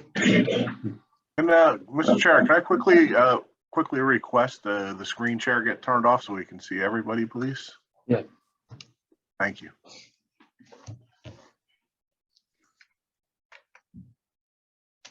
All right, let's minimize that. So, Mr. Chair, at this point, I would recommend opening it up to the public. I'd like to make a motion to open the public, Mr. Chair, please. Got a motion to open the public? I second it. Mr. Moretti seconds it. All in favor? Aye. How come I only got one screen up there? Jim, you got to use the gallery view up on the top. It's in the top right corner where it says view. I had just there, and then all of a sudden it disappeared. I don't see it. Let me put my glasses on. Maybe it is because I'm blind. Okay, Eileen, we're opening it up to public. If you are calling in, you could press *9 to raise or lower your hand and *6 to mute and unmute yourself. Ron Kirk has raised the hand.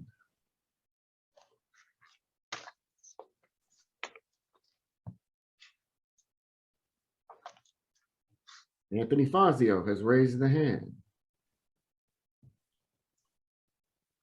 We're gonna bring him in one at a time, Chair. Thank you, sir. Ron Kirk.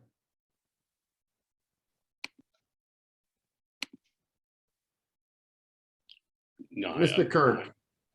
Yes, my name is Mr. Ron Bear? Kirk. Yes, Hi, Mr. Kirk, can you raise your right hand?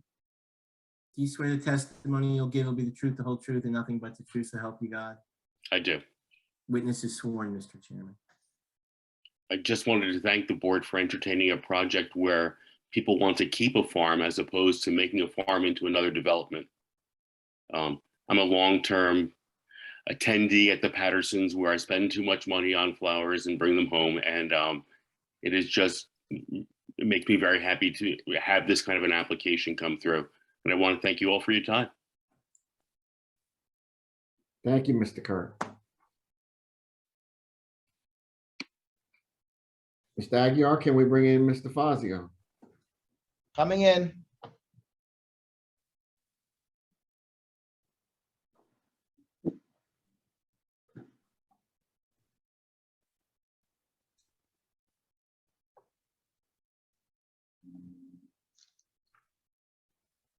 Mr. Fazio, you're muted and we can't see you.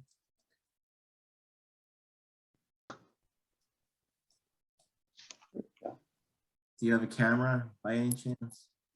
Hi there. Hey. Oh, hello. Kathleen Brooks is my name. My husband's Anthony Fazio. Okay. Can you raise your right hand? Yes. Do you swear that the testimony you'll give will be the truth, the whole truth, and nothing but the truth so help you God? Yes. And can you state your name for the record and spell your last? Sure. Kathleen Brooks, Brooks. And where you live? 6 Woodbine Lane. Okay. So my question is, last year there were several events held during the summer, and it was quite loud regarding the DJ. So the social events, not so much the farm, but the DJ. We were able to hear it inside our home. I know other neighbors were able to also hear it inside their home. So are there any soundproofing measures that's going to take place for the barn itself?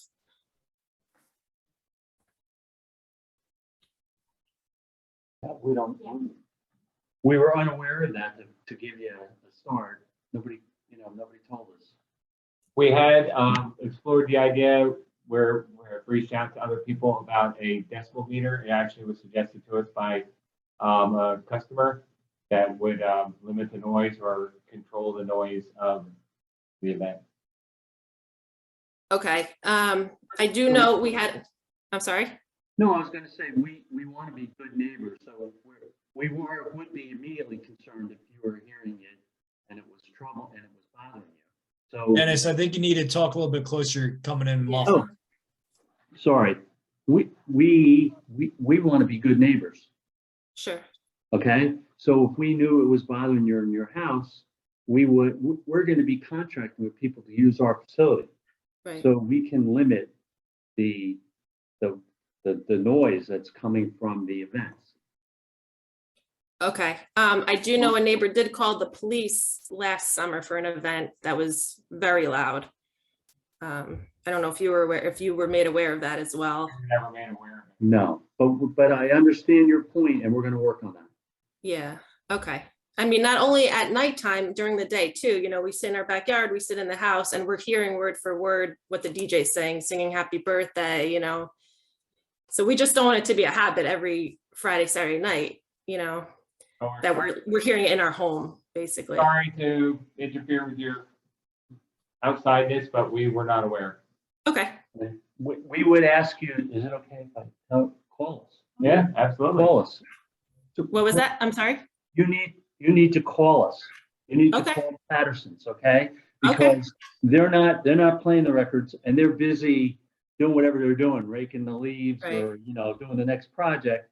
They Right. don't know if it's causing you harm. So, Sure. and there are state limits that I'm aware of that we shouldn't be exceeding at the property boundary line. So we'll have to look at that. And yeah, all the DJs want to go crazy. So we'll have to- Yeah.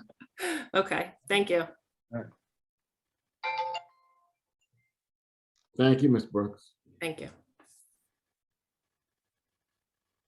Are there any other folks in the public that would like to speak?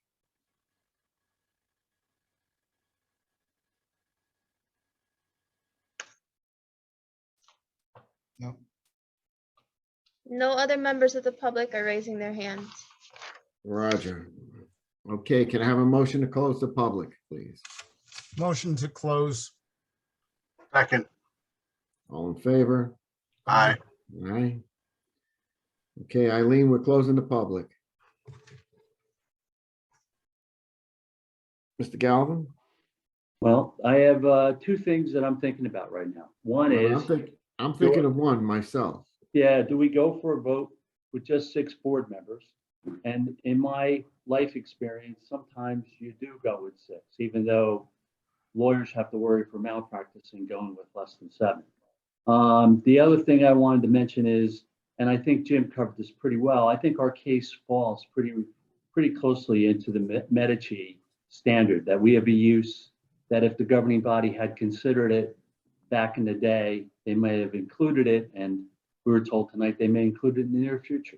So I think this does fall into the Medici standard, and we're a terribly good use, and it's about the only way that we're going to get to preserve this farm. And I like riding my bicycle next to and around this farm, so I'd like to see it stay. So Mr. Bayer, what do you think at this point? How should we proceed? Do you have a recommendation? Well, Mr. Chairman, I don't know what the board's pleasure is, if there's Mr. Bayer, finish the testimony, so we can either close the testimony, adjourn this for a vote for another meeting where we have, you know, another participant who can vote, or, you know. I know it's not appropriate to poll the board. I'm not asking that. I don't like it when anyone ever asked me in my 30-year career. But what I did for my boards, I used to say, does anybody have any doubt? Well, that they could, you know, and Mr. Galvin, feel that there's doubt, we can move this case along and clear out your docket. Mr. Galvin? Yes, sir. So we heard from the public and we heard from Ms. Brooks. And I heard you state that, you know, we want to be good neighbors and we want to keep the noise down. You know, when it comes to events and sound, you know, rather than blowing out, you put behind and you push, you send the sound in. There's sound controls. There's other measures. There's other low volume, you know, spread out over a large area that keeps where everybody could hear everyone speaking. I mean, there's other ways to get it done, so I just, you know, we just Well, I can't be think- blasting loud, you know, big speakers all over the. Absolutely. Yes. And I think I think that John Plaskanka and Charlie can have a conversation about that, and we will get it resolved. We'll figure out what we can and we can't do, and we'll do it. The Pattersons aren't, you know, they just have a facility that they need to use to keep the farm alive. So whatever we have to do that makes everyone happy, we're going to do it. Well, and also that also complies with our noise ordinance limits with the hours of time that you're going to be Yes. operating as well. You're not allowed to exceed 50 decibels at the property boundary. And it sounds like the After 10 nice lady. after 10 PM, it's 65 decibels from 7 AM to 10 PM. After 10 PM, it's 50 decibels. So I would think the events would qualify under that, but I don't think the farming activities qualify under that. I think the farming activities are exempt from that. Right, but we had no idea that we were creating that sound in that neighborhood, and that I agree that that's too loud. So we're gonna fix it. I don't know how to fix it on the spot, but we can fix it. And we're gonna have control of the contracts with the people that commit. We're gonna tell them they can't exceed a certain level of sound. My clients are both nodding their head, so. And the sound has to be directed in the right areas. Yeah, yeah. We have to turn the DJ from the back of the building to the front of the building facing towards the rest of the farm. That, maybe it's that simple. I don't know. That's it. We'll Okay. happy to do that, Mr. Chairman. All right. So my fellow board members, you know, there's 6 of us. Does any one of my fellow board members have any reservations of maybe holding this vote? I'm comfortable, Mr. Chair. So am I. Same here. Oh, my. All right. Mr. Stanton? Yeah, I'm ready to go. Let's clear your docket. Okay, so. And I thank you all for your time and attention. Thank you. All right, so there's no further, you know, for my fellow board members, you know, this is a rare opportunity for us. And, you know, the preservation of over 200-year farm still residing in this township. It's a God gift, in my opinion. So, you know, I'd like to know what the pleasure is of this board. Over. Moretti, I've been dealing with them for a number of years. They've got a historical farm that exists. People up and down Howell know about them. Their availability is there. I mean, Christmas times, you're picking up Christmas trees. During the summer, you're getting your flowers. And I think they want to keep the heritage of Howell as a farming location, and I think we should go forward with it. I vote aye. We need a motion first, sir, before we vote. Need a motion to approve if that's what you're. I make an emotion that we approve this application. Okay, board members, we got a motion for Mr. Moretti to approve. Do we have a second? I'll second. Mr. Stanton, we have a second. Eileen, can we have a roll Mr. call, please? Sure, Mr. Hughes, I just want to say, I think it's a wonderful use, and I agree, you know, preserving farms, a wonderful use. It's a wonderful farm. Mrs. Brooks' concerns are very, you know, are on my mind, but I also know the Pattersons well enough to know that they're going to take care of it and make sure things are the way they should be. Sure. So I say yes. Mr. Mertens, So many times we've heard applications come here where we see farms that are selling to developers.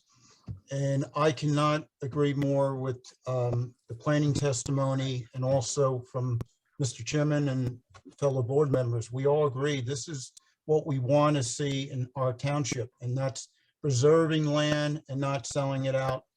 And I think the noise concern can be worked out. I think that's a heck of a lot better than having houses or whatever. So my vote is definitely yes on this. Mr. Moretti, Yes. Mr. Saya, Absolutely, yes. Mr. Stanton, Yes. and Mr. Gonzalez. Yes. Application is approved. Thank you. We're gonna just say thank you. We'd like to thank everybody for their time, and we're really proud to be a farm that's been in Howell for 200 years. And that's why we do all the charity events, and we are so involved. And thank you for everything. It's our intent to keep the farm going for forever. Many years. Thank you so much, you Thank guys, you. everybody. Yeah, well, Thank we you. should be thanking you. Thank you, guys. Thank you. All right, Eileen, when's the next meeting?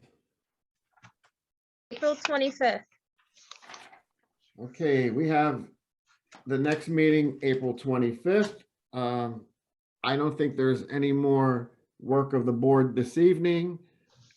Thank you, everyone, for your service and your volunteerism and your professionalism. May I have a motion to adjourn the meeting? Make a motion to adjourn. Moretti, Second, Hughes. second Hughes. All in favor? Aye. Bye. All right, everyone, have a great week. Have a good holiday Happy week. Easter. There's See you guys at the next there's a meeting. lot going on. Yeah, Yeah, Good night wonderful and happy Easter. holidays. Thank you. Thank you. let's keep this weather on the roll. Yeah, Right. yeah. Out.